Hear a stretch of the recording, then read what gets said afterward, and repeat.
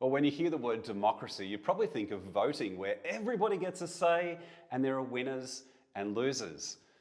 But democracy within the sanctuary model is actually about hearing from everyone who is going to be most impacted by a decision. And that sounds hard. So why do it? Well, if you think about it, when you're involved in creating something, you care about what you've created. And when you care about something, you take responsibility for it. So democratic decision making actually leads to better decisions and more commitment to those decisions. And behaving democratically starts by recognising that all voices are important in decision making, both those who are central and perceived to hold the power, but also people who are on the margins. And we need to bring those voices together, because all of us are smarter than any one of us. If we think about democracy in the context of the children and young people that we work with, for many of them, they've not been involved in participatory, non-violent change. In other words, most change has been forced upon them.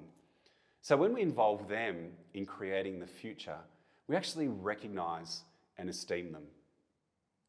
Democracy in a group setting isn't the absence of rules, but it's actually the active engagement in making the rules. And so participation is both a right, but importantly, it's a responsibility where staff are held accountable for those decisions that are being made. So it begs the question, what sort of leader is going to create an environment in which democracy can flourish?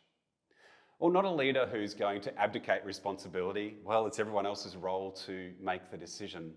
But a leader who can actually facilitate a participatory process where voices are heard that lead to the most creative and emergent solution.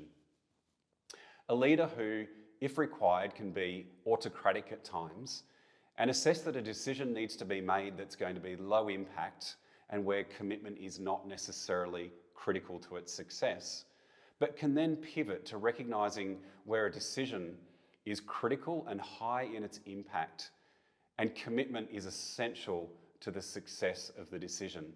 That sort of leader is going to run a participatory process to get the maximum buy-in. So democracy, it can be tricky, but it's the cornerstone to a trauma-informed organisation.